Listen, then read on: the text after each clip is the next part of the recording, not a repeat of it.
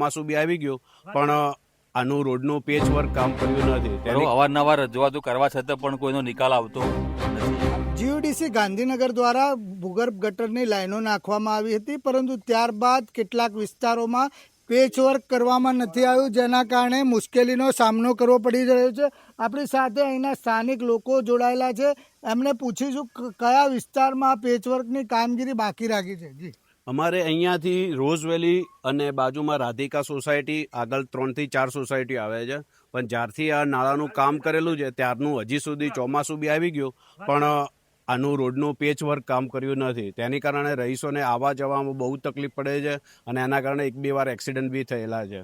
શું પરિસ્થિતિ છે? પરિસ્થિતિ તો સાહેબ બહુ છે, ઘણી બધી છે અહીંયા.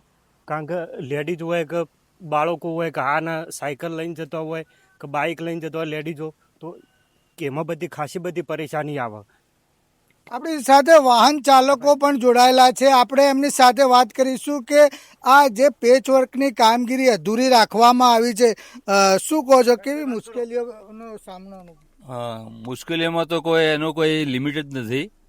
આ જગ્યા ઉપર જે રોડ પહેલા બનાવેલા પછી જ્યારે નાળા નાખેલા નિકાલ કરવા માટે પાડીને અને પાછા અહીંયા અવારનવાર ભારે વાહનો આવતો હોય છે એટલે બહુ તકલીફ પડતી હોય છે.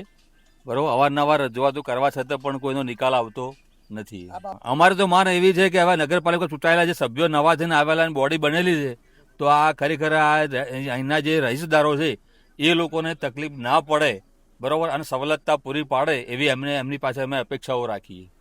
આપણે જોયું કે સ્થાનિક લોકોની માંગ છે કે નવી બોડી ચૂંટાઈને આવી છે તે હવે અહીંના લોકોના પ્રશ્નો ઝડપથી ઉકેલે તેવી માંગ કરવામાં આવી રહી છે. અંકિત વ્યાસ, ન્યૂઝ ઓનલી, બનાસકાંઠા.